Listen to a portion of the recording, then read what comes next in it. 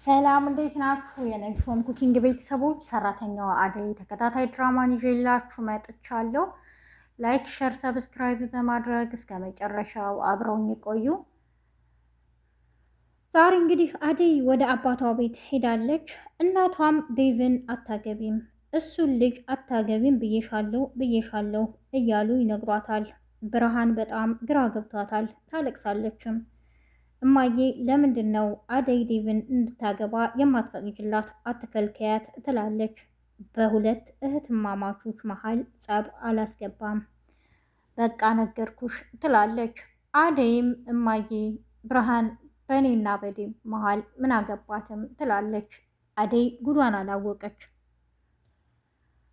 አደይ በጣም ግራ ስለገባት ወደ አጎቷ ቤት ሄዳ እባክህን አጎቴ እናቴ ምንም ፍቃደኛ አይደለችም እኔ እንዳገባ ትለዋለች። ከስንት ጊዜ በኋላ ራሴን አማክሬ ለራሴ ጊዜ ሰጥቼ ይህን ውሳኔ ወሰንኩ። አሁን ደግሞ እናቴ አይሆንም እያለች ነው ትለዋለች። አጎቷ በጣም ያዘነ ይመስላል፣ ብቻውን ያወራል። ወይ የኔ ልጅ ገና ብዙ ነገር እንደሚጠብቅሽ አታውቂም ይላል። የአደይ አባት እኔ ሞኝ ነኝ እንዲህ ለማታውቀው ሰው ለከተማ ሰው ጭራሽ የምድራት እዚህ እኛ የምናውቀው የአገሯ ሰው እያለ ብቻ በሰበብ እንኳን እጅ ገባችልኝ እያሉ ብቻቸውን ያወራሉ። ፍቅር ዳኒ ስለጠፋባት መንገድ ለመንገድ ትፈልገዋለች እና የት ሂዶ ይሆንም በማለት ብቻዋን ታወራለች። ዳኒ የነ በረከት እናት ማዘሯን ያለችበትን ያቃል በማለት ዳይመንድ እና እነ ኪንጎ ነቅምጥል አስረውታል። እጁን ስለታሰረ ምንም ነገር አያደርግሽም ጠብቂ ብለዋት ነበር። እሱም በቴስታ ካለት በኋላ ቅምጥልን ቁጭ አድርጓት ትቷት ሄዷል። እጁን እንደታሰረ አስፋልቱን ሙሉ ይሮጣል። በመንገድም ፍቅርን እየሮጠ ሲያልፍ ታየዋለች። እንዴ ይሄ ዳኒ አይደል እንዴ ዳኒ በማለት ተጣርታ ምን ሆነህ ነው? ማን ነው የሚያሯሩጥህም? ትለዋለች። እቺ ቅምጥል ናታ ይላታል። ቅምጥል ጋር ደግሞ ምን አገናኘህ ማለት ትለዋለች። ደግሞ እጅህን የታሰርከው ለምንድን ነው ትለዋለች። አሁን ምንም አይመለከተሽም ብቻ እጅን ፍችኝ በማለት የታሰረውን እጁን የምፈታህ የሆንከውንና ማን እንደዚህ እንዳደረገ ከነገርከኝ ነው ትለዋለች። እሱም ፍቅር በዚህ ጊዜ ይቀለዳል እንዴ? አሁን ፍቺኝ ነው ያልኩሽ ፍቺኝ ይላታል። እሷም የዋዛዋ ደረቅ አይደለችምና የተፈጠረውን ካልነገርከኝ ምንም ልፈታህ አልችልም ትለዋለች። እሱም የነበረከት እናት ማዘሯ ተይዛለች። በእርግጥ ያለችበትን ቦታ አውቃለሁ፣ ግን መናገር አልችልም። ምክንያቱም ከተናገርኩ እኔ ላይ ብዙ ጣጣ ይመጣብኛል። እነሱ ደግሞ እኔ እንደማቅ ስለተጠራጠሩ አስረውኝ ነው። አሁን አምልጬ ነው፣ እባክሽን ፍቺኝ በማለት ከፈታችሁ በኋላ ሮጦ ይሄዳል። እሷም ወደ ቤቷ ተመልሳለች። ሮማንና ሄለን እባክሽን ስራ ከያሽ እኔ ቤት ልጥረግልሽ እንጀራ እስከምትጋግሪ ብላ ስራ እየሰራችላት የፍቅር እናት ትመጣለች። እንዴት እንግዳ ቤቴ መጥቶ ስራ ታሰሪያለሽ በማለትም ትቆጣታለች። አይ ችግር የለውም እኔ ምግብ እያበሰልኩ ነው፣ እሷ ደግሞ ብትጠርግ ምን ችግር አለው? አሁን ግን ጨርሻለሁ ትላታለች።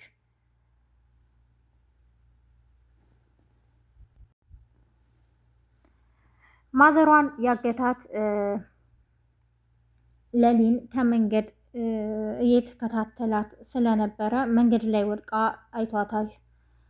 ጠጋ ብሎ ካያትም በኋላ እንዴ ይቺ ልጅ በጤናዋ ነው የወደቀችው በማለት ነበር ትቷት ሊሄድ የነበረው። ድንገት ዳይመንድ ያየዋል። እንዴ ለሊ አይደለች እንዴ ምን ሆና ነው እዚህ የወደቀችው ይለዋል። አይን ያላውቅም ወንድሜ እዚህ ነው ያገኘኋት በማለት ትቶት ይሄዳል። ዳይመንድ ዛሬ በጣም ያስታውሳል። እንዴ ትናንትና እኮ የሆነ ልጅ ለሊ ወድቃ መንገድ ላይ ስናገኘው ሊያነሳት ነበር፣ ግን እኔን ሲያይ ትቶ ሸሽቷል እያለ የተፈጠረውን ለኪንጎ ይነግረዋል። ለሊም ሆስፒታል ሄዳለች። ተገቢውን እንክብካቤ እየተደረገላት ነው። ሩታም እኔ አስታማታለሁ ለሊን በማለት ወደ ሐኪም ቤት ሄዳለች። ቤዛ አሁንም የሰዎችን ነፍስ ለመቅጠፍ ስራዋን ጀምራለች። እኔ እዚህ ሆስፒታል የገባሁት በሰላም አይደለም፣ በውሸት መረጃም ነው። ስለዚህ ነገሮችን እንዴት አድርጌ ማበላሸት እንዳለብኝ ያውቃለሁ እያለች ብቻዋን ታወራለች። ለዚህ ሁሉ ደግሞ ወንድሟ ሁሉንም የምታደርገውን ተንኮል ያግዛታል። መድኃኒቶችን አስገባለሁ በማለትም ከሌሎች ሰዎች ጋር በመመሳጠር ኤክስፓየርድ የሆነ መድኃኒት ለማስገባት አስባለች። ለሊ አሁን እጄ ላይ ነው ያለችው።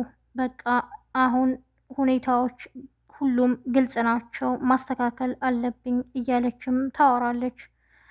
ቤዛ ለሊ ያለችበትን የኢላም ቤት ለመውሰድ ታስባለች። ብቻዋንም የህልም ቅዠት ሆናለች። መንገድ ላይ ዴቭ ያገኛታል። እኔ ምልሽ ቤዛ እዚህ ምን ታደርጊያለሽ? ይላታል። አይ እዚህ ሰው እየጠበቅኩ ነበርም ትለዋለች። ወንድምሽ የት ነው በማለትም ይጠይቃታል። ወንድሜ አላውቅም ቆየን ከተገናኘን ትለዋለች። እሷ የምትጠብቀው ወንድሟን ነው። እና ታዲያ ስልክ ረስቼ ነው አንዴ ስጠኝ በማለት ደውላ እባክህን የት ነህ እየጠበቅኩ ነውም ትለዋለች። እኔ ምልሽ ተንኮል የምትሰሩት ወንድምሽ ጋር እየተመካከራችሁ ነው እንዴ? ይላታል ዴቭ። አይ አይመለከተኝም፣ ሰፈር ለሰፈር መዋል ካቆምኩ ቆየሁ፣ አሁን የራሴ ስራ አለኝ ትለዋለች። እውነትሽን ከሆነ ደስ ይላል ዴቭም አምኗት። ከትንሽ ደቂቃ በኋላም ዴቭ ተደብቆ ይከታተላታል። ሲመጣ ወንድሟ ነው። እንዴ እንዲህ ነውና በማለት ወደ ባቡሬም ይደውላል። ባቡሬ ማዘሯን የያዟት ሰዎች እና ቦታው በማለት ነግረውት ነበር። ሲሄድ ደግሞ ቦታ ቀይረዋል።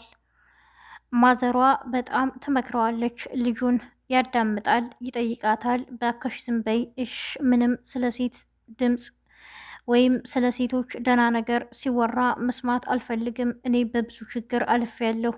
ሴት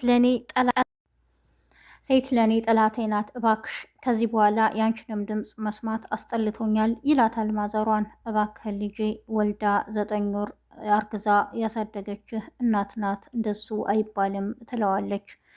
እሱ ምንም ሊያዝንላት አልቻለም። ዝም በይ ድምፅሽ አስጠልቶኛል ይላል። እንደውም የዛሬው ክፍል ይህን ይመስል ነበር። በቀጣይ ክፍል እስከምንገናኝ መልካም ቀን ባይ